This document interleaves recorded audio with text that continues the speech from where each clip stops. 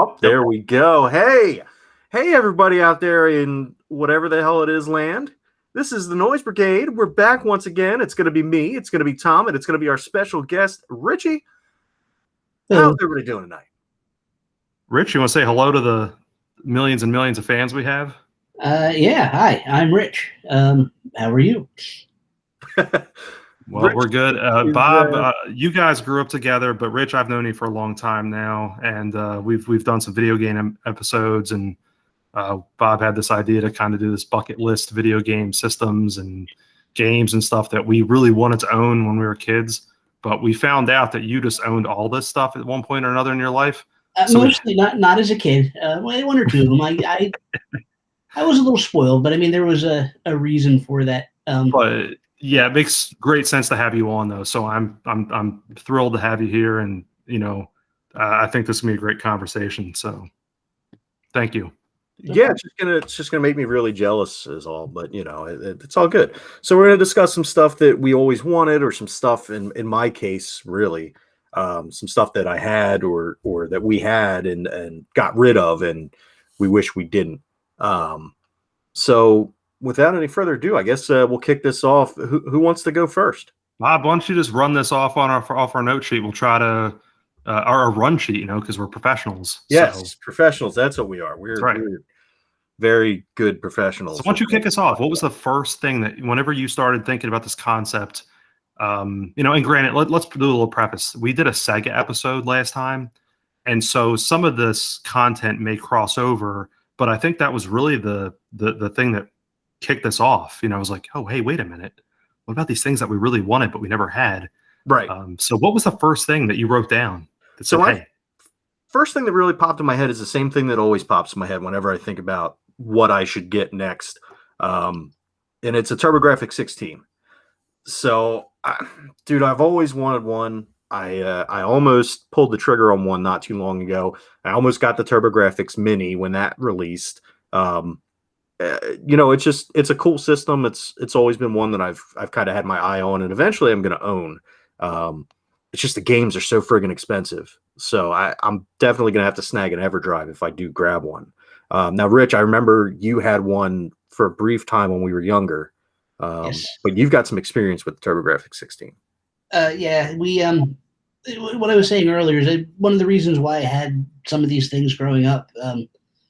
After my grandfather retired, him and my grandma basically did what everyone's doing on YouTube right now, where they would go to yard sales or flea markets and stuff and pick stuff up and then resell it at flea markets. So I would go out with them on Saturdays or Sundays or Fridays or whenever, and if we found a video game system cheap, they would usually just buy it for me, knowing that, hey, we can resell it later or whatever. Nice. So that's how I got to get I had a TurboGrafx 16. I had like everything from the Atari up because you could find them all over the place, in the 90s at yard sales. So yeah, at a yard sale, we got a TurboGrafx 16 boxed with like 3 or 4 games, and I did wind up reselling that later, and that is a regret because I'd love to have a boxed one, but I do have one now. I got rid of it because couldn't find any games for it back then. There wasn't really a reseller's market, and not all the games for the TurboGrafx good. It's actually the expensive games you're talking about are the good ones. Yeah, like I can't remember the name of it now, but there's the one it's like a Zelda clone. Neotopia. Yes, yeah. That's awesome. They have 2 of them. The first one is relatively. Actually, I don't know what the prices are now. I have that one. I didn't spend a lot for it. I don't have the second one because that one's expensive. Yeah, I remember I actually, at one point when I was prepping to get a TurboGrafx 16, like I was so far into it that I actually ordered Neutopia.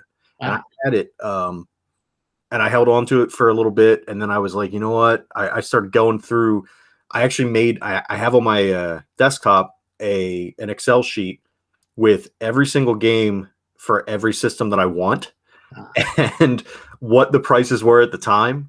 And that I did all that before we hit this big bubble where now everything's ridiculously priced. Yeah. So obviously all the prices on that are probably wrong at this point.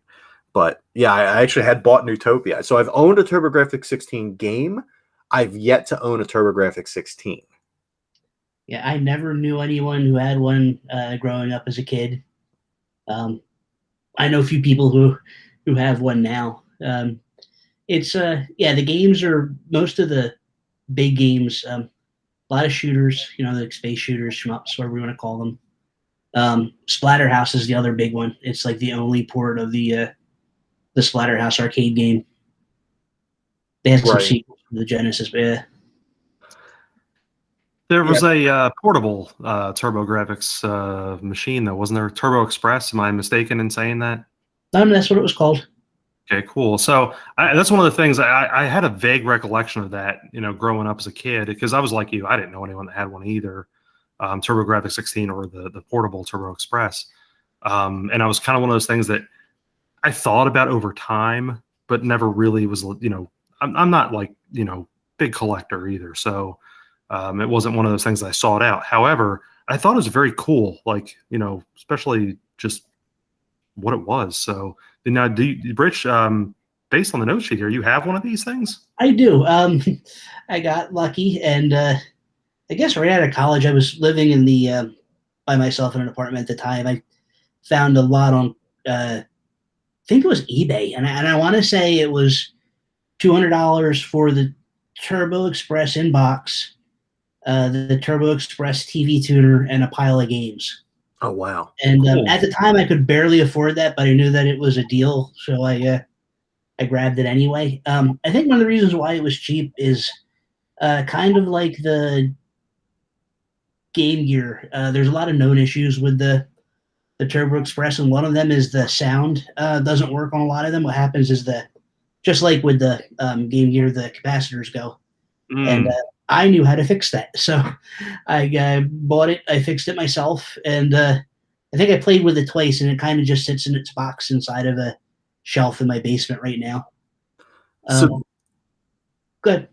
No, well, go ahead and finish on the TurboGrafx, but you just sparked a memory for me that I need to bring up.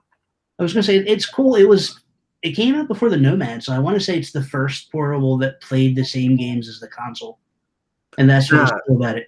Yeah, I think you're right on that, because I know the Lynx came out before it as far as color, and didn't the Game Gear as well? I think so. They may have came out around the same time, but neither of them were as advanced as the Turbo Express, because the Turbo Express, it was basically, the pre-switch where you could play the same games on your TV as you're playing on the go. For reference, the Atari Lynx was first, so there you go. Okay, there we go. Yeah. So, Rich, one of the things now I don't know why it took this long for it to trigger in my head, but you had mentioned all the Atari stuff you had.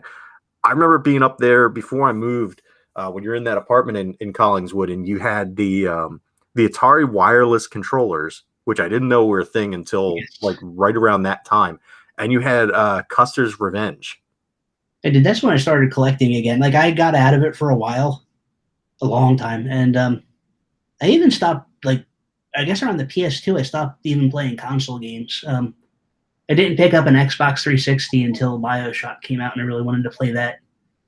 Yeah, so Atari was the first one I remember having. So that's I mean, we had the Nintendo too, and I love the Nintendo and the Super Nintendo, but the Atari is like where my heart kind of is. And yeah, a friend of mine gave me, where I was working at the time, their Atari with a pile of their games. Like, oh, this is really cool. Let's start buying this stuff again. And Atari's still cheap. I mean, it's like everything else. It's jumped up a little bit, but you can still find like Custer's Revenge. I picked up a sealed copy of it not too long ago for I think $150, which isn't terrible, all things considered. No, get out. That's crazy. Yeah, it's not bad. I was just somebody on eBay selling that, Beat 'em and Eat 'em, and a couple of the other Mystique Atari pornographic games. I guess somebody just must have found a warehouse lot or something, so they're not fairly expensive. And they're awesome. That's awesome. I remember playing those ROMs in college and being like, what the hell is this? I could like Beat 'em and Eat 'em. Tom, have you ever seen that game? No, I have not. Have you ever played Kaboom? I think it's called Kaboom. No, it doesn't ring a bell. There's it's an Activision game. There's a criminal on top of the building throwing bombs, and you play as this little bucket that you go back and forth collecting the bombs. Mm-hmm. Beat 'em and Eat 'em is the same game, but instead of bombs, you're collecting what you would think of with a name like Beat 'em and Eat 'em. Baby batter. Yeah. Oh, that's good. That's good.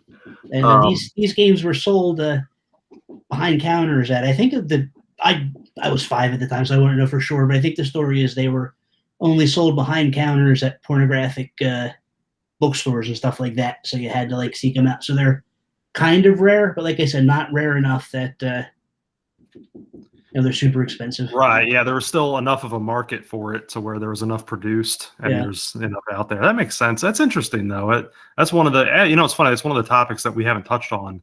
That was no pun intended there. Pornographic games or masturbation? Well, yeah, both of those. But no, it's very interesting because it's one of those things that, it is a genre that, is very seldom talked about, honestly, particularly video games. So that's cool. I actually, that's kind of a nice historical thing, honestly. The only other one I can think, they keep remaking Leisure Suit Larry. Like he's had a new game 2 years ago. And I guess it's gotten less pornographic the further it's gone on, but that's like one, I guess, the longest running pornographic series. Yeah. I remember that early on the PC. That was a big one. So yeah, it's been around. You guys both touched on this, and I don't mean to kind of go back, but the EverDrive in reference to the TurboGrafx. Bob, you mentioned this last time we talked. We podcasted. I'm kind of unfamiliar with this. What is and maybe kind of enlighten whoever listens to this, whoever wants to pick this up. What is the EverDrive? So the EverDrive is basically a cartridge that has an SD or a micro SD card slot in it now, that you can load backup files of the games you already own onto, and you can play them on the system, not ones you illegally download from the internet, because that's bad. Okay. So for all of our listeners, that's exactly what that is. Yeah, so it allows you, basically it's a cartridge that has a slot in it that you could put other storage in. You can copy ROMs and files off of your computer, and you can play them on the actual original hardware.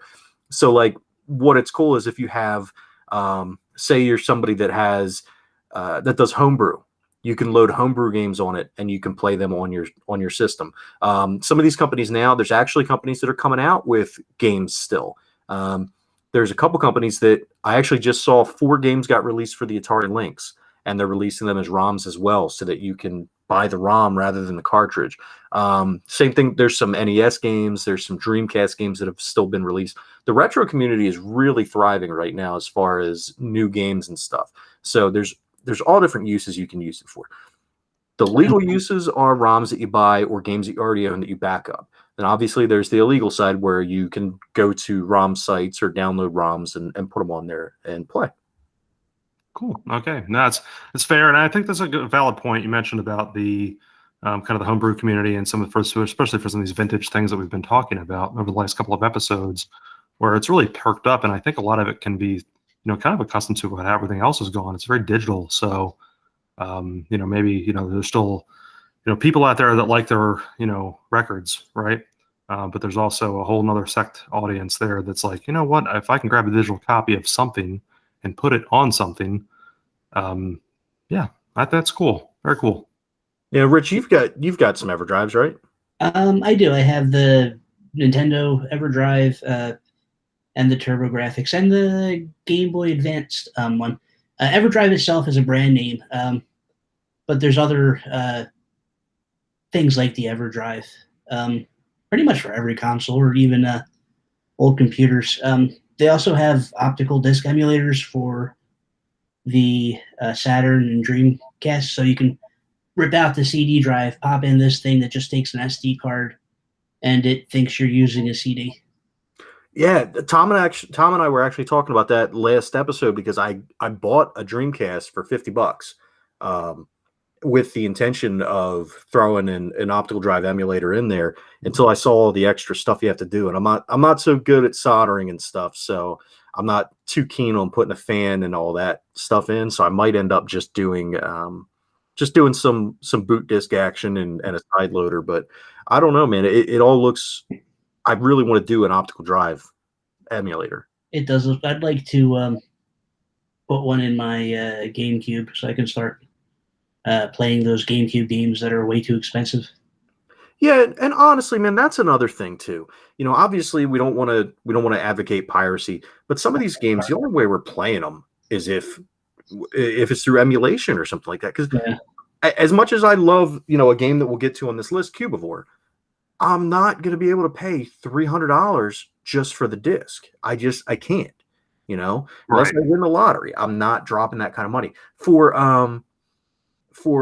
there's countless other games that are even higher than that are like $500, $600, $700, and I'm not going to be able to pay that. But I really want to experience the game, and if there's no other way to do it, it's also part of preserving the history of video games, which is something that really we need to start taking seriously as a community, and making sure that these companies can help us with that, because they own the IPs, and if they're going to let it go, just drift away into nothing, somebody's got to preserve it.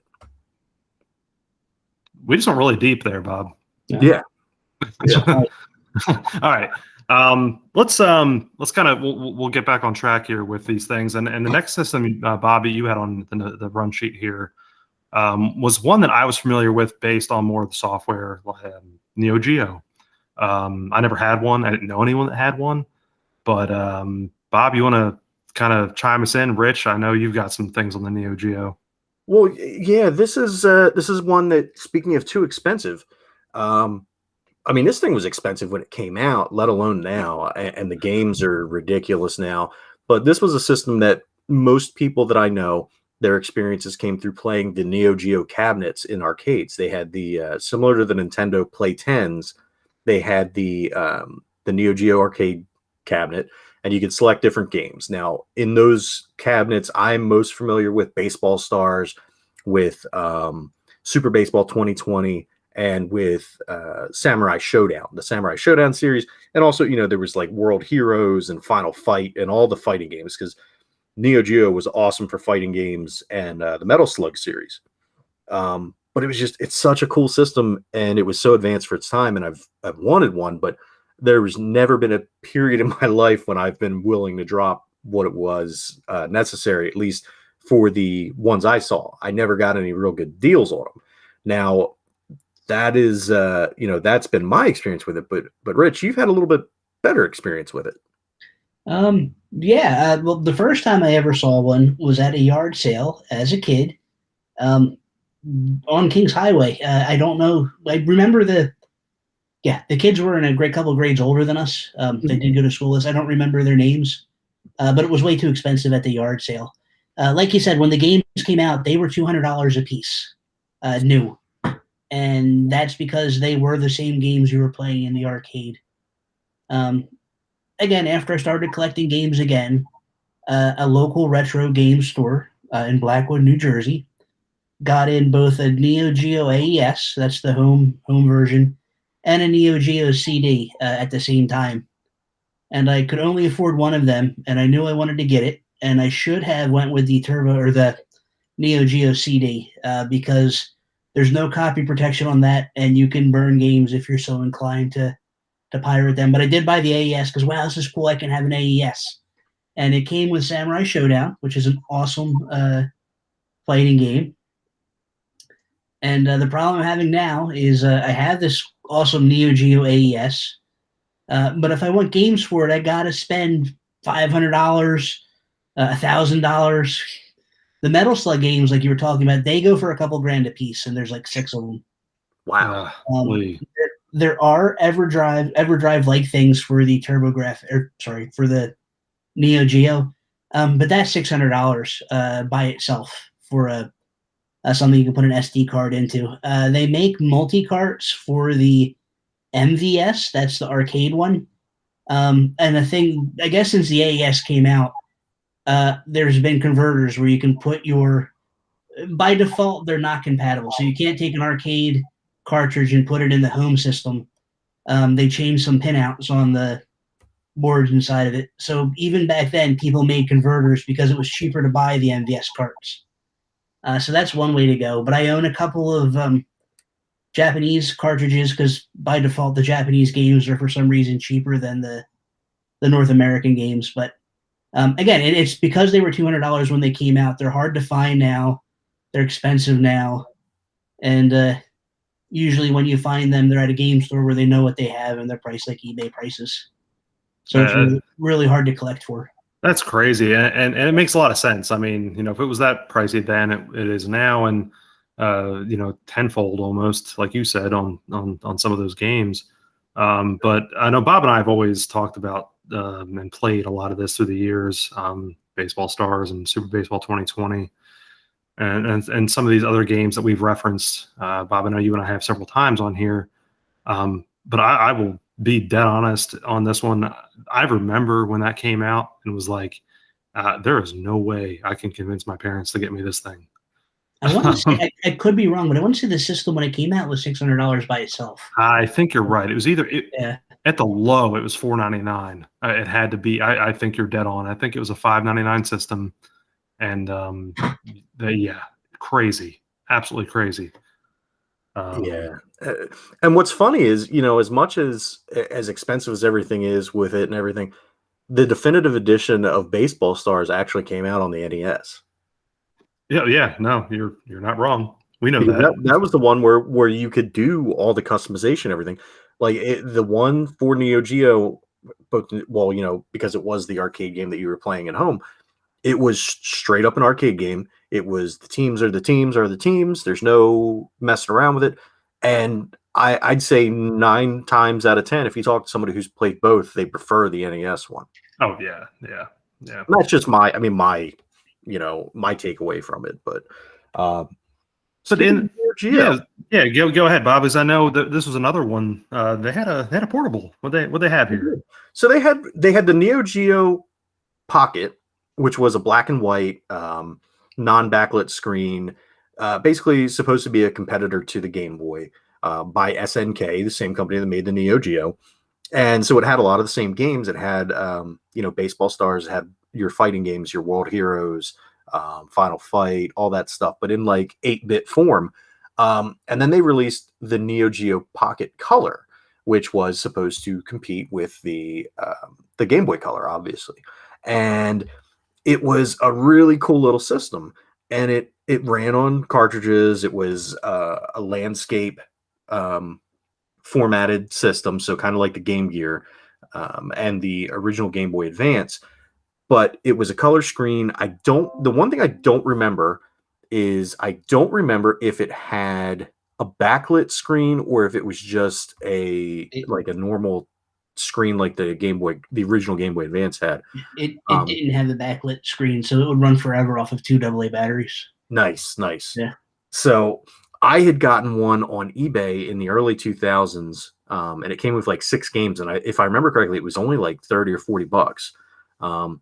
And it was a really cool system. What I really liked about it was it had an analog nub instead of a D-pad. And it was a cool little system. It wasn't just an analog nub; it had micro switches, so it was a micro switch joystick. Oh, okay. Awesome. Super clicky, yeah, and it's just super responsive too. Yeah, it was. I just remember being blown away by it and thinking, "Wow, this is a really cool system." And then for whatever reason, I put it down, and I never ended up picking it back up. And it was sitting in a cabinet, and I got rid of it. And I wish I didn't. It also had, for some reason, a port of Sonic the Hedgehog that was better than the Game Gear port. Yeah, really? I had that. Rich, do you have one of these now, or? I do, and I got mine at a thrift store, so I think I paid less than $5 for it. Wow, good God, dude! Because they're expensive now too. Are they? They haven't followed up on it. That's cool, man. Yeah, that's one of those things I've never really thought about, so I have no frame of reference on this. I wouldn't have thought about it. Like I said, I saw it in the thrift store and it was cheap, so like, okay, I'll grab it. Yeah, no, that's cool. Very cool. Yeah. All right, so we've done some TurboGrafx, Neo Geo stuff. Let's kind of keep that portable line going. Bob, you threw something kind of interesting here that I vaguely recall, but I was kind of just reading through your notes. This was kind of cool. Go ahead on this. Yeah, so I'm going to dive in on this one, and I'm going to throw an additional thing at the end because I just happened to look something up on eBay, and I wish I didn't. But the Game Boy Advance SP NES edition. So there was a period right around the same time, probably right around the same. I'm pretty sure it was right around the same time as I had a Neo Geo Pocket Color. Nintendo released the Game Boy Advance SP NES edition, and it was cool because it looked like, when it was folded shut, it looked like an NES. It had the strip on the top, and then when you opened it up, it had the little inlay that looked like the inlay on the NES controllers.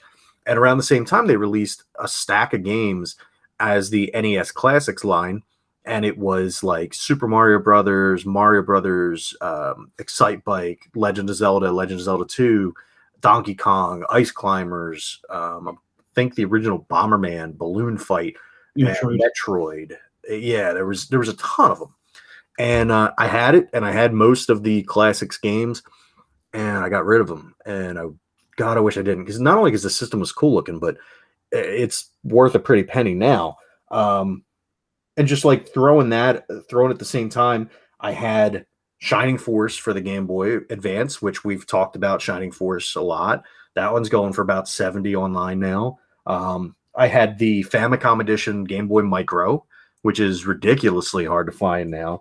I had the Game Boy Player, which the Game Boy Player itself is not hard to find. However, the Game Boy Player disc is ridiculously hard to find and is super expensive.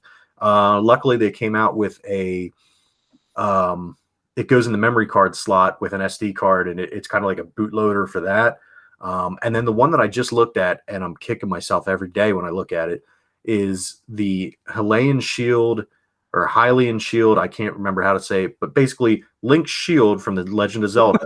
They made a new Nintendo 2DS XL version that had the shield on the front.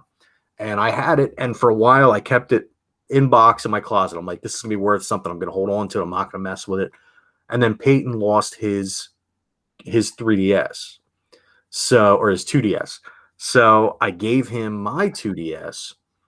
And I'm like, oh, screw it. I'll give him my 2DS. I'll open the Zelda one that I have in there. And I opened it and played with it for a while. And then during the point where I was trying to kind of clean things up and get rid of some stuff, help pay some bills and stuff, I sold it. And it's now going for over $700 on eBay. And I just want to go play in traffic in dark clothing. So... Rich, did you have any of that stuff, man? Well, I skipped over the original Game Boy Advance. So when the SP came out, it was backlit and it looked much cooler than the original one, so I got it then. I had a silver one at first, and I sold that later. I don't know what I did with that, but right now I do have the NES edition. It's out of the box, but it's the official one. You can actually get repo cases for your Game Boy Advance of anything right now, so you can pretty much just buy whatever version of the Game Boy Advance you want and throw it in one of those cases. Oh, nice. But I also have a Game Boy Micro. I don't have the Famicom one. I have just a regular black one, and I think I like that. I mean, it's smaller than the SP, so the screen's a little smaller, but being smaller, it's a sharper screen, and that's really fun just to play with and kind of carry around with you. Love the Micro. The Micro is fun. I do have the Game Boy Player with disc for my GameCube. That's awesome. I looked into that. I haven't tried playing with it yet, but yeah, that unofficial one you're talking about has a lot more features and is supposed to run a little more authentic to the Game Boy Advance than the official Game Boy Advance player. I think the Game Boy Advance player is a little faster or something with its emulation. And this is supposed to be closer to the... I don't really... I mean, it plays fine for me, but it was something that seemed neat to play with. All right. Yeah, that may be the way that I end up going for it. Because I had actually bought, a while back, I guess it was... I don't remember if it was over this summer, or if it was last summer, but Up, Up, Down, Down had done a Pokemon Stadium tournament. And so I got Pokemon Stadium for the N64, and I bought the transfer carts, and I bought a copy of Pokemon Yellow, and I was going to get one for Peyton too, so that we could train up our Pokemon and fight against each other, because we'd been playing that. Well, I wanted a way to play the game that wasn't just in the N64. Like if he was playing on that, I wanted to be able to play in my room. And I thought about I thought about the Game Boy player for the Super Nintendo, but then or the Super Game Boy rather for the Super Nintendo. But then I had seen that Hyperkin had come out with the Retron SQ, and I thought, oh well, that's great. It can play Game Boy Advance games too. That's a no brainer. I'm going to get that, and I got it, and it was cool. It worked really well until I realized that it didn't save games to the cartridge. It saved games to an SD card, and there was no way to load your game back onto the cartridge. So basically all the Pokemon that I just trained to beat up my nephew, to play Pokemon Stadium with my nephew, were trapped on the system. And so I got rid of that. And I've been looking for a good solution ever since. And I think that Game Boy player with the memory card boot is probably going to be better for it. Just kind of moving forward is real quickly on the game, kind of the Nintendo line of portables. I remembered, and this is previous to me buying the Switch Lite, because obviously kids and all, so that's kind of where I'm at right now. But before I did that, I was really considering just grabbing up one of the SENS editions of the 3DS XL, and it had nothing to do with anything what you guys have discussed. I was purely looking at it for aesthetics because I just thought it looked really cool, and I thought maybe that's something my kids would like. Because at the time, like they both had a couple of 2DSs, that they were playing on, and I thought, well, maybe this might be a good precursor, knowing that I could grab this for what it was going for, because I think I've seen good pricing, knowing that a Switch Lite was coming out type deal, and I just didn't pull the trigger on it. I kind of wish I did, just because I just kind of like the look of it. Did either of you guys have that by chance? Or? Yeah, I didn't have that that version. I have just the regular 3DS or new 3DS or whatever. Right. But there was I really liked the Persona games, and there was a Persona Q for the 3DS. Oh, yeah. And there was it looks like a book from the game. I forget what the name of the book itself, but it was like a purple 3DS XL, and it was only sold at GameStop. And at one point, it was down to like under $200 because it wasn't selling. And I really wish I bought it, because right now you can't touch it. Right. Yeah, I remember that one. That one was really cool looking. And Tom, I remember the SNES one that you're talking about. That one was really cool too. I didn't have that. What I had was I'm really into the Fire Emblem games, as I've said on here before. And when Fire Emblem Fates came out, which it came out with two different versions, there was Conquest and there was Birthright. They released a special edition new 3DS, and I got it. And I loved it. It was gorgeous. It was white and black, and then it had little designs on it too. It was sitting on my nightstand next to my MacBook Pro, and Peyton was just a little kid, and he knocked over a glass. I had a Tervis tumbler full of ice water, and he knocked over the ice water, and it fried the MacBook, and it made the 3DS act a little wonky. And so I got it to dry out, and I got it to start working right again. And shortly after I got it to start working right again, I was like, you know what? Maybe I need to, maybe we'll get rid of this while it still works. And I should have just held on to the damn thing. All right, so we've done systems kind of depth. We mentioned some games here, but let's kind of dive in a little bit further, and we'll just talk about some games in general, and we'll go back and forth with revisiting some systems too. But Bob, you threw on Earthbound here, and this was a game that I actually owned at one point. Sad to say, I don't own it anymore, but yeah, wow, talk about a classic. Yeah, it's just one of the coolest games that I've ever played. Just all the little references, all the little wink and a nod moments in it. And it was just weird. It wasn't like any other RPG that had come out at the time. And really, there hasn't been another RPG aside from maybe Contact that came out for the DS. That's been really like it since. And it's something that, a lot of people had no idea what it was at the time when it even came out, and they still didn't really until Smash Brothers made Ness a popular character. Right. And you know, here's the crazy thing. So my note on this, and I put this down here. So, you know, both my parents in the military, and so we would do a lot of shopping at either, you know, McGuire, or we'd go down to Dover, or sometimes we'd go over to the Navy Yard, whatever. And I can't remember where I saw this, but here's the insane thing about my thing with Earthbound, and I remember this distinctly. Not only did I have it, I got it for basically pennies on the dollar, like less than $10. Get out. No. Yeah, if you listen to a lot of other video game podcasts, they'll tell you that when it was out, nobody was buying it, so it eventually got just clearance off for. Yep. Like mine was. I can recall that it was in, and I happened on some other games later in life, like this. I picked up like a copy of like Phoenix Wright, for like $3 at McGuire, because of the discount bin, and Earthbound was one of them that I can remember. Of course, I was a lot younger, but yeah, it was it was either 75 or 90% off, new, because no one was buying it, and I was like, oh, I'll grab it, and I just did not appreciate it at all, and maybe because I thought it was that weird at the time, but that's what it is, you know. I mean, I just wasn't at the right time, and well, here we are. Yeah, I mean, and even I remember in Nintendo Power there being an ad for it, and they had scratch and sniff ads for this game. This is how wacky like the marketing and everything around this game was. It was completely different from anything we'd really seen at the time. And Rich, I know you had it as well. What are your thoughts on Earthbound? Yeah, this is one of the ones that I regret, because I did wind up selling it. I had a complete in-box copy of it that I got semi-cheap off of eBay in like the early 2000s.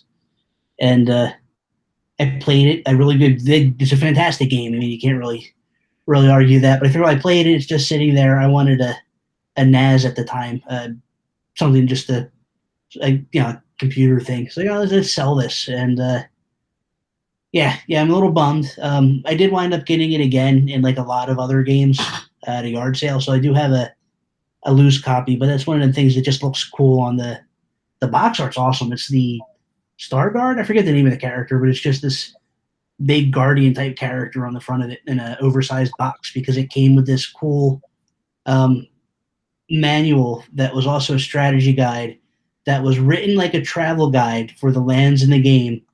And it also had scratch and sniff cards inside of it, because they're really pushing the scratch and sniff thing for some reason. Yeah, it's got I think the ads were "This game stinks." That's right. Oh, yes. Yeah, it had Master Belch on it or something. Yeah. So I could have picked up a copy for $100 at Level Up Entertainment down in Mays Landing right before I moved down to Florida, and I didn't grab it, and I kick myself every day thinking about that too. Like, it's like, dude, why the hell didn't you get it? What's weird with Earthbound is it's not terribly rare. Like, you see it a lot at shows or at video game stores and stuff like that. It's just everyone likes it, so that keeps the price high. Right. Yeah, I mean, it's not hard to track down. It's kind of it's a game kind of like Conker's Bad Fur Day, where people, you can readily get it, but people just love it. And I mean, that, Conker's Bad Fur Day, I guess, came towards the end of the N64's run. It had maybe a more limited run, but it's the same situation. And the thing with Earthbound too is that Nintendo kept it hidden for a while. Like, you couldn't play it on any of their virtual consoles until it finally came out for, I think it was on the Wii U first. Yes. Where you could download it there. And then you couldn't play SNES games on the 3DS. You can only play them on the new 3DS. Right. So you could buy it there. And then there's famously they still haven't translated Earthbound or Mother 3, which was the sequel to Earthbound, but there's some fan translations that are really good. But they did put out Earthbound 0, which was Mother. I know it was on the Wii U. It might be on the 3DS too, but they don't have them on the Switch. I think it's on the 3DS. like you said, because it was for the NES. Yeah, and you can definitely play it on you can play Earthbound on the SNES Classic. Yes. Yeah. Yeah, which I've got it everywhere it's released on a virtual console. I have bought it just simply because I'm like, you know what, I want to show them that there's people wanting this. This is something that people actually want to buy. So anywhere it's come out on a virtual console, I've bought. Which I guess kind of plays into their thing, like, hey, if we just keep on not giving them Mother 3, we'll get them to keep buying Earthbound. So I don't know. It's such a good game. I really wish they would come out with something else. It was Mother 3 went through a lot of different changes, because wasn't it originally supposed to come out for the 64, and then did they move it to the 64 disc drive, or am I imagining things? And I think it was originally for the disc drive. It was supposed to be like a DD game.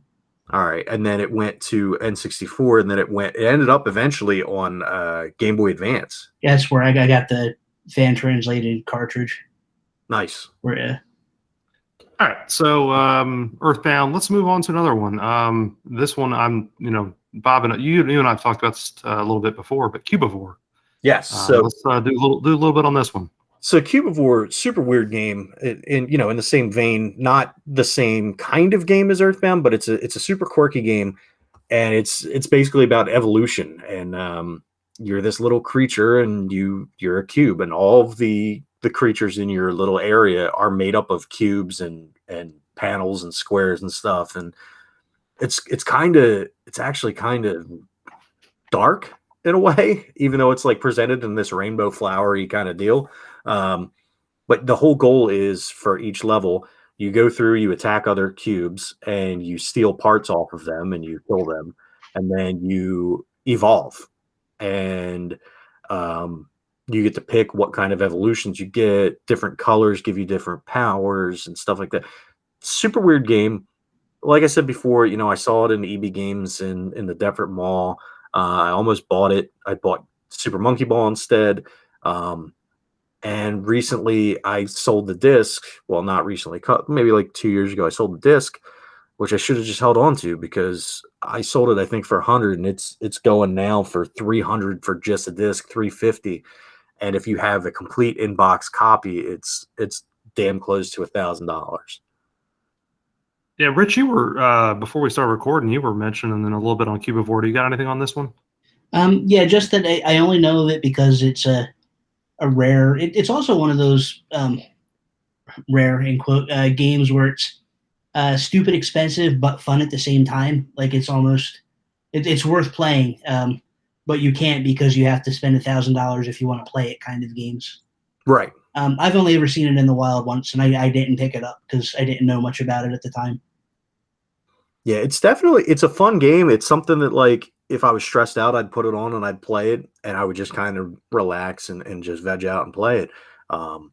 But I can't, in good conscience, drop the kind of money that it requires to pay to get it. I'm gonna probably, like you said earlier, Rich, probably get an ODE and drop it into my GameCube and play it on there. All right, this next one, which is funny because Bob, I have a lot of memories here playing Rock Band, some iteration of it with you, and drinking a lot of cheap beer because that's what I did. But yeah, Rock Band 4. I thought this was kind of interesting that you put this on here, but then after kind of reading your story on it, it makes a lot of sense. You want to kind of talk us through this one a little bit? Yeah, why not make myself look more stupid than I already do? So when Rock Band 4 came out, I had entered a contest with Harmonix, and I won a copy.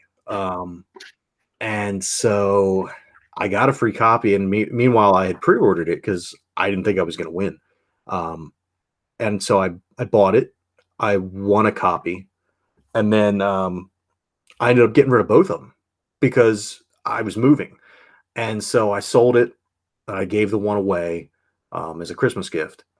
And then, like, after I was in my house and I was just going around different places, I came across the Rock Band 4, I don't remember what the bundle was called, but it was like an upgraded bundle, but it came with the drums and everything.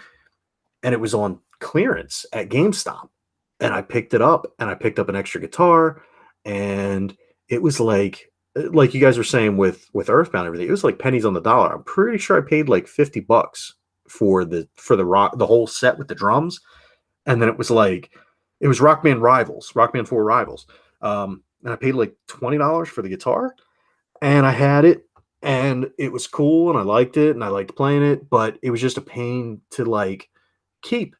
And at some point, I was like, all right, this thing it's messing up clothes that I have hanging in my closet, and it was just I didn't have anywhere to put it, so I was like, screw it, I'm just gonna get rid of it. I don't play it enough to make it worth it, and I got rid of it.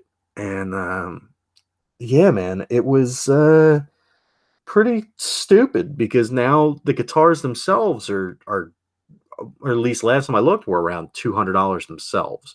And it's funny because every time Harmonix posts anything on social media, like, hey, we're doing this sale, we're putting this out, we're releasing these new songs, everybody in the comments inevitably posts, well, yeah, that's great, when are you making new instruments? Well, the instruments didn't sell when they put them out. Now all of a sudden people want them to make instruments again. Are they going to buy them for the prices that Harmonix sells them for? Who knows? I know I would, because I've been burned more than once by it. But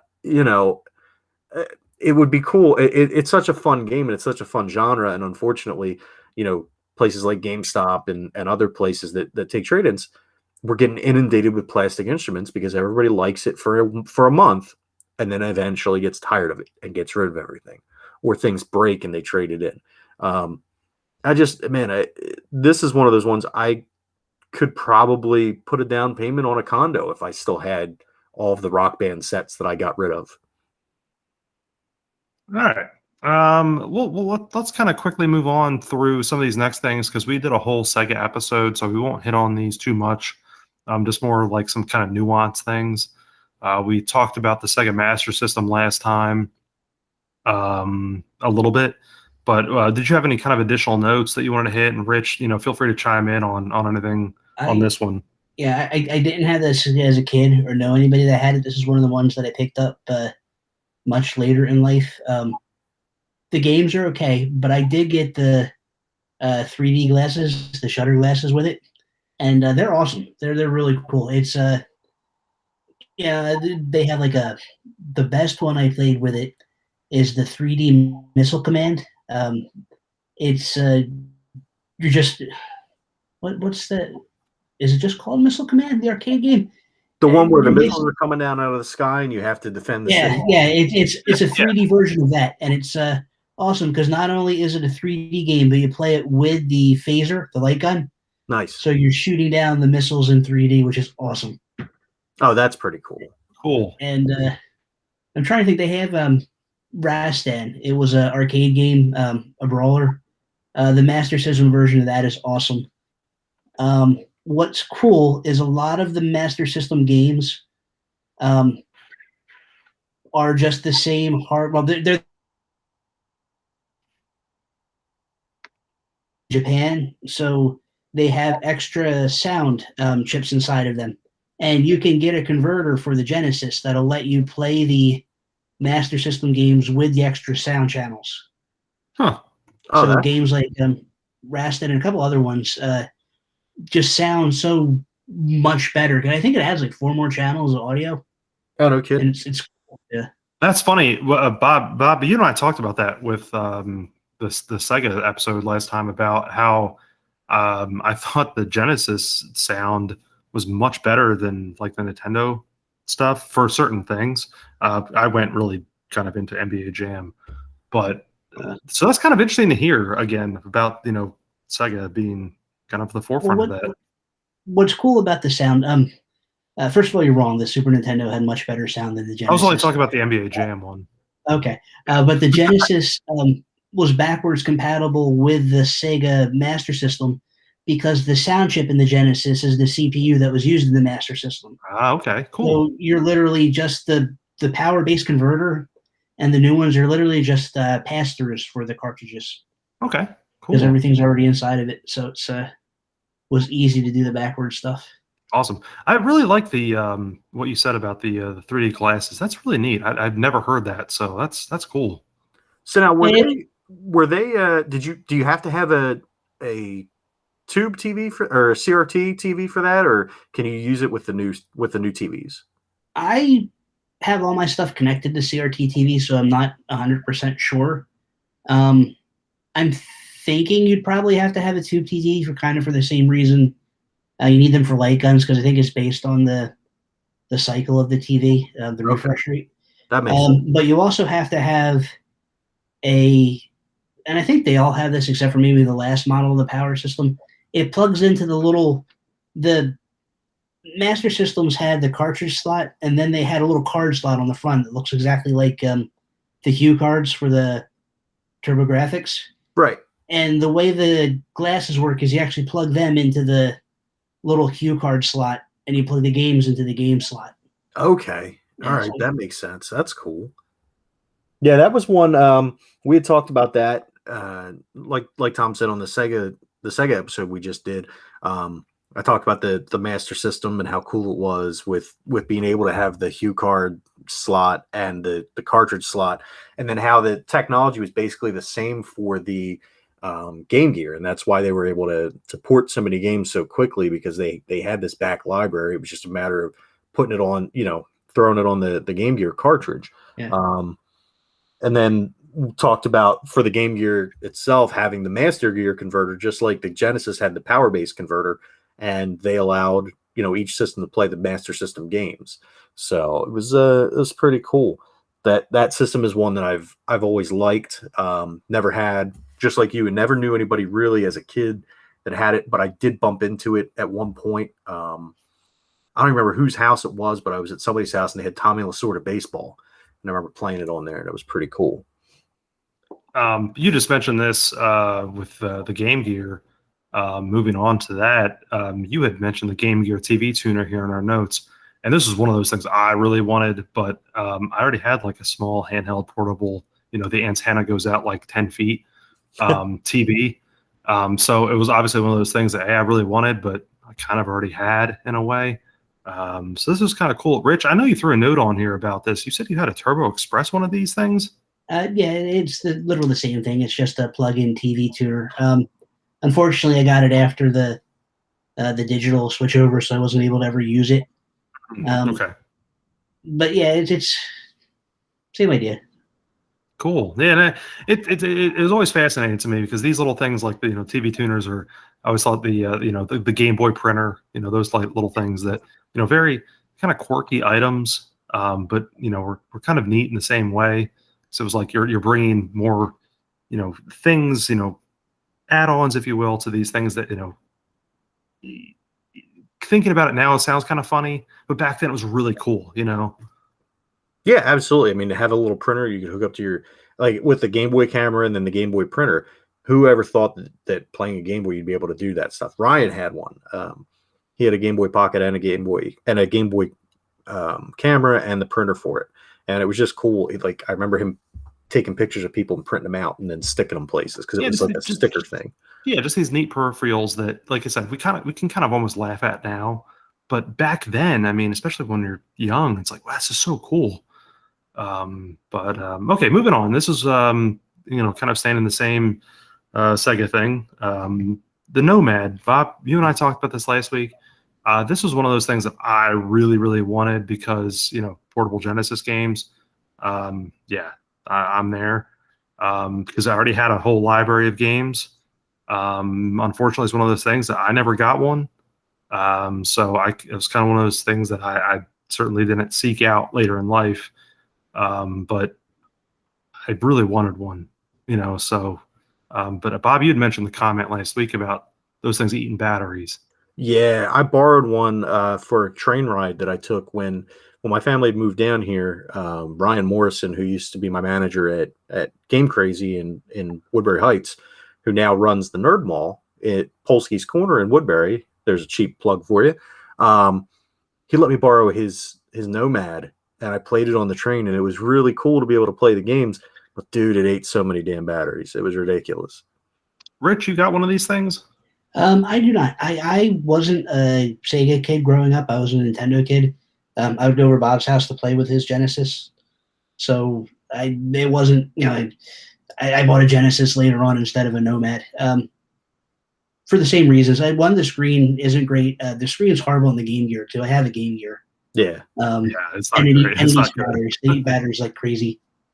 So nah. Yeah, I remember borrowing. I remember that being the one Sega system you had was the Game Gear, because I remember borrowing the X-Men games from you for it. Yeah, I wish I still had them. Are they worth money now? I don't. I honestly don't know. I haven't really kept up with the game because, again, I just, even though I had them, you play the games for a little while and they're not that great, so I don't keep track. Gotcha. Yeah. All right, moving on. We did some peripherals here. More specifically for your TV tuner. But let's go back to more console peripherals. Bob, this is probably one of the more famous ones, the Power Glove. Oh, it's so bad. That was a line but it's so cool. No, that was the line from the Wizard. Yeah. That's right. I love the Power Glove. Yes, it's so bad. So it's funny because I just watched a video on YouTube about the development and everything, and it was actually the dude that made it was originally making a glove that would basically act like a theremin. It was gonna be like a musical instrument. He was in school for music. And then it went off and it changed into, it was going to be this more high-tech tool to allow you to move like computerized stuff in like a 3D space. And it had all these grand designs and it was supposed to be this really awesome thing. But then by the time it got to the point where they were going to bring it to market, with the budgetary constraints and the time constraints that were placed on them, they ended up reducing it to what it was, which is something that looked really cool, but as far as I knew, never really worked that well. And I remember seeing it in the Sears catalog around Christmas and really wanting it. But there's a throwback for you kids. But I don't know. Rich, did you ever have it? I had one of these as a kid. I got it either for my birthday or Christmas or something one year. And it never worked. Couple of reasons. The sensors, like you were saying, it uses ultrasonic for the positioning. So you have to take these two bars and put them on your TV. They never fit the TV perfectly, so it couldn't give you the perfect position on the screen. And then you're a little kid, so your hand is smaller than the glove, even if you get the small glove, because they came in different sizes. And I mean, as a 7-year-old, however old I was, I mean, it was fun for an hour or two, but then it just goes away. And like, this sucks. I'm not going to use it again. I can use a controller. And this is one of the things that I'd love to have again, but I want it in the box. And you can't find them in the box for what I consider a reasonable price. And I spend a lot of money on things. So if I can't find it at a price I want to pay, it's insane. And I only want one because it looks awesome. It does. I mean, when you look at the glove itself, it looks like it's going to be so cool and awesome, like that scene out of the Wizard, and it's just iconic. But yeah, absolutely. And that was the thing. Like it, I think everybody had such great expectations based on that movie, and then it fizzled, man. And if they would have been able to do it the way that they wanted, like originally the way that it told the whatever the interface was that what it was doing is it had fiber optics in the fingers, and however much you flexed, however much light went through was how much it let the light through. And it was like this really insane, complicated, cool system. And it had so much more control over what you were able to do, and it was much more fine than what they ended up doing, because they ended up they went from that to like a fluid based thing where like if you bent, it would be different fluid or a different fluid level, and then it eventually just went to what it became, which was like a shell of itself. I think the main problem though is that they weren't designing games for the Power Glove. They were trying to make the Power Glove work on the games that already existed. That's true. So nothing was totally fixed into or dialed into the game you were playing. Yeah, because wasn't there was only what, like 3 or 4 games that ended up coming out for the Power Glove? I can only think of one, so I'm not entirely sure. I know you can't use it in Punch Out like you think you would. Right? So that was yeah. No, yeah, that sucked. Racing games. I think you could use it in racing games, like a steering wheel. But I never. I think Rad Racer I tried to play once with it, but I don't like the racing games with the Wii U controller, and it's kind of like the same thing. Yeah, no, I'm with you. I don't like the racing games with the Wii controller or the Wii U controller. I think I remember there being Super Glove Ball. Yeah, that's the one I know. Yeah. I thought Bad Dudes or something like that, like some kind of fighting game like that came out that was supposed to be for it too. But I could be wrong on that. I can't remember. I watched the, it was all in the video, but Bad Street Brawler. That's the one, Bad Street Brawler. Yeah. So yeah, no, it was one of those things. My buddy of mine had that, and Rich, you hit on it there. It's one of those things that like you learn limitations when you're a kid, and you're like, yeah, I'm just gonna pick up the regular controller because this is just not fun anymore. So I completely agree with your sentiment there.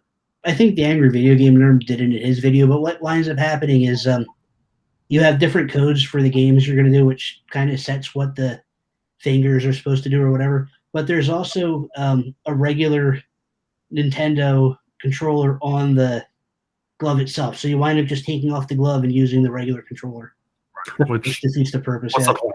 Yeah. All right, moving on to a couple other peripherals. We won't stay too long here, but the Super Scope and the Sega Menacer. Bob, you want to hit on these? Yeah, I mean the Super Scope. That's another thing that Rich. I'm pretty. Do I remember that correctly? You had the Super Scope. I did have the Super Scope, and it was fun. I think I only ever had a couple of games for like the one that came with it, and I don't know if I ever got any other games, but it worked really well. It was just big. I mean, it was shaped like a bazooka, so you had it on your shoulder with your hand like wrapped around the top of it to shoot it. So it was just uncomfortable, and it was 6 batteries, so it was it lasted a while with the 6 batteries, but you still needed to have 6 AA's. Right, and that was something. I mean, just based on the form factor, that was something I wanted to have. I didn't even have a Super Nintendo when I was a kid, but I wanted a Super Nintendo, and I really wanted a Super Scope because I wanted a bazooka. I have one now, and I have the Mario Safari. Yes, Yoshi Safari, where you go around shooting the Goombas and stuff. But the Super Scope I have doesn't work, so I was never actually able to play. So that was a bummer. Ah, that sucks. Yeah. But yeah, that would have been the one game that I really would have wanted. Didn't for some reason. Why am I thinking that did Sonic Blast Man work with that for some reason? I don't know.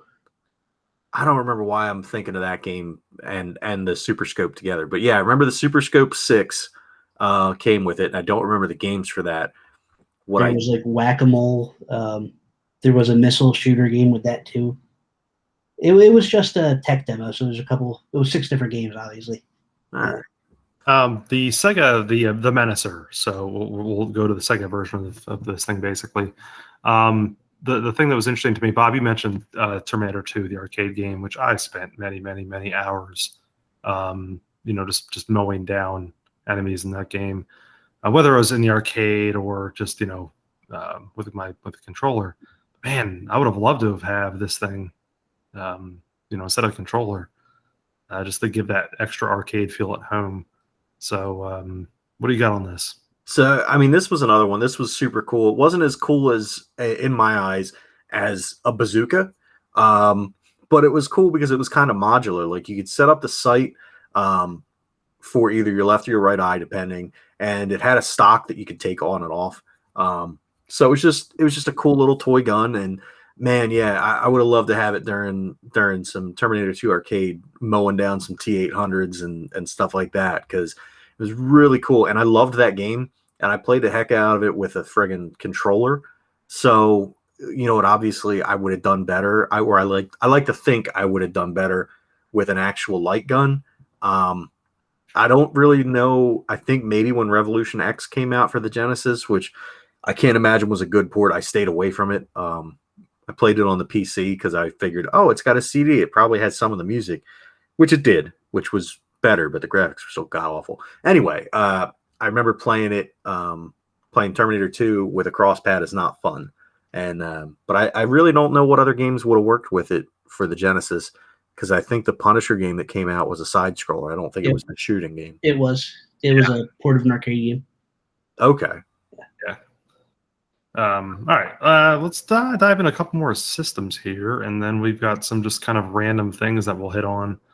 The Atari Jaguar, which it's interesting. This is one of those systems that it's so heralded, I think, at the time, and it's just such an interesting piece of video game history to me, anyway.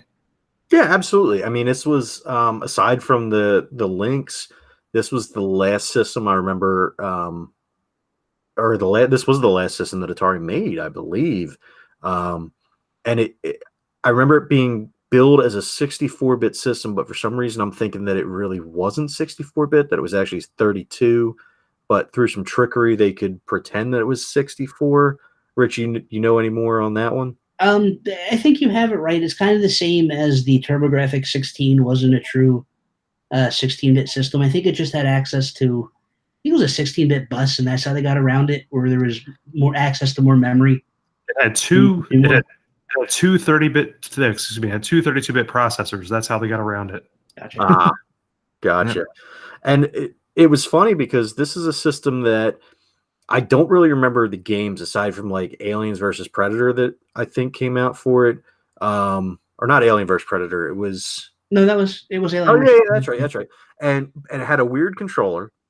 And they eventually turned it into like some kind of dental. Somebody bought the mold and used it to make dental equipment. Yep. Which I never thought that I would say that. Oh yeah, they took this mold for this video game system and turned it into dental equipment. But it's still a system I want. I just, and Richie got mad at me for putting this in the notes, but it's just my ignorance on the library. I don't really know what games I would really want to play for it. I know I want the system. I just don't know what I would play. Yes. So, excuse me. There was one, they had a couple okay games. Alien versus Predator is all right. It probably would have been better if you played it when it first came out, because it's kind of dated now. What's cool, though, is you can be a human, an alien, or a predator on that. So you can kind of go through each of the campaigns, which is awesome. Nice. It's got a good port of Wolfenstein 3D. It's actually a port of the Macintosh version. So the levels are different. So if you've never played the Mac version, it's like a new level expansion of Wolfenstein 3D. But the reason I got one later in life, when I was a kid, I had a Commodore 64. That was my first computer.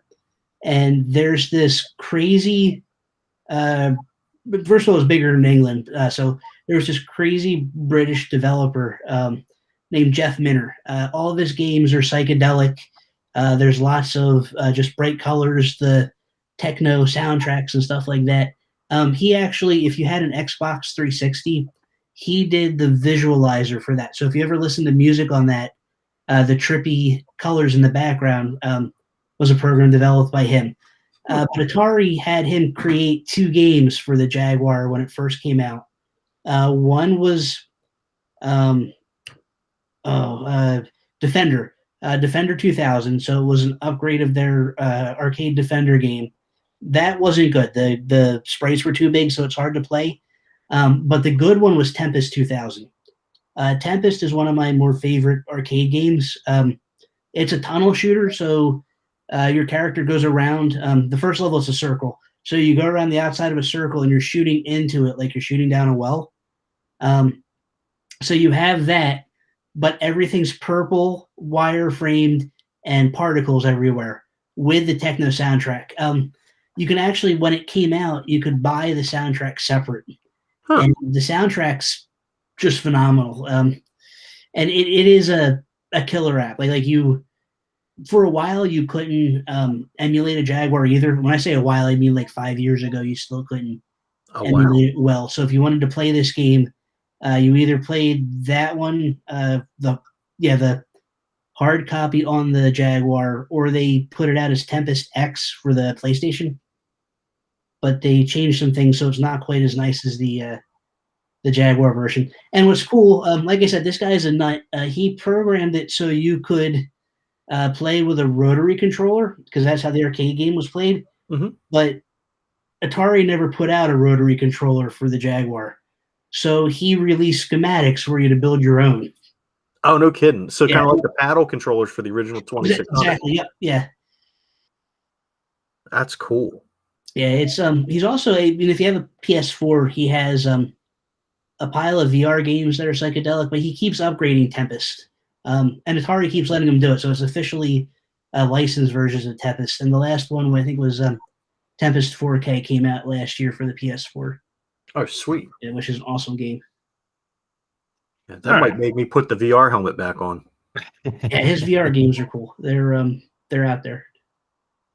All right, let's touch on 3DO real quick. Bobby threw this down here as a note. I don't have much on it. What do you have?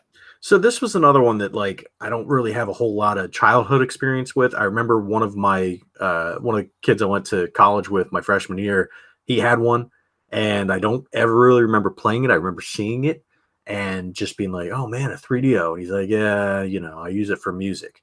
And he didn't even really play it. He used it to play music. And it's one that, again, kind of like the Jaguar, I don't really know much about the library, but I know I want one.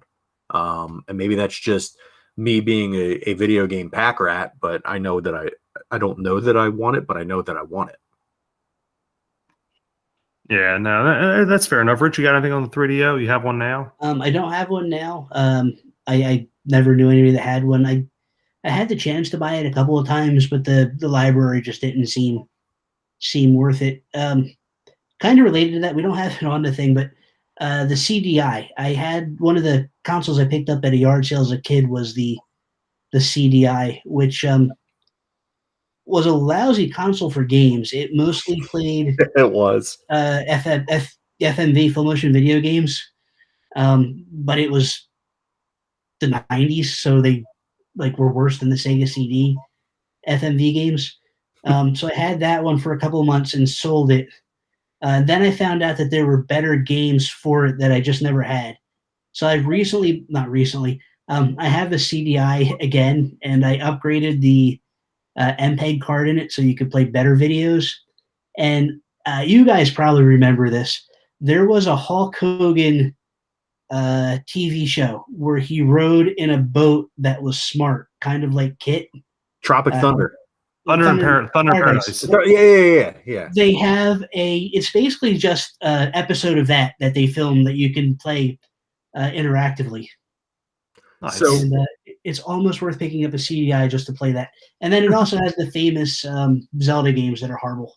Oh Jesus, yeah, the I have the cheap one of them. I think I got it for less than $100. There's 3 of them, and they just kind of go up in price each one, and none of them are worth the price to play. There's also a Mario game, Mario Hotel, which I have, which is slightly better. It's an arcadey type game, but it's still not great. The videos in them are great. The games themselves aren't great. I remember the McStays actually had that. Oh, did they? Yeah. They had the CDI. I don't remember the games, but I feel like they had one of the Zelda games or both the Zelda games. Funny story about Thunder in Paradise. They used to film it, and especially the boat scenes, they filmed at Disney World in Orlando. And one time when we were at the Grand Floridian, the boat was on the beach at the Grand Floridian, and they were filming. And they did a lot of the filming in the whatever the heck, the Seven Seas Lagoon or whatever they call it out in front of Disney World. But yeah, I've actually seen that boat in person, and Hulk Hogan too. If you have the decoder card in it, you can actually watch. They put out video CDs, and I have Beverly Hills Cop for the CDI. Oh, get out! That's funny. Yeah. All right. We still have quite a few here. We can either do this or do. I'd say we can do a 2-parter because this has been fun. We just have a whole extra couple pages of notes here. So yeah, do we want to cut it in half here and do the other half tomorrow? Yeah, I say let's do that because this has been great, guys, and I think we'll kill people with 3 hours of content. Rich, you good to come back tomorrow? Yeah, I have nothing planned. All right, excellent. Well, all right, there we go, guys. There it is. Let's pop the brakes on this one because we have some more content we want to cover with everyone here. But I don't think we've got the I don't know. I don't have the energy to go another couple pages here. All right, so there we go, guys. We're gonna cut it short for now, but we will be back tomorrow with another edition of the bucket list, the gaming bucket list, the gaming regrets. This has been fun, guys. I'm looking forward to tomorrow. Yeah, definitely. This is a great part one. I think we'll come back as energized for part two. Tomorrow we can talk about arcade games. Yes, we exactly. We gotta. Yeah, I'm looking forward to it. All right. Well, until next time, this has been the Noise Brigade. We will see you tomorrow. Later on. Bye.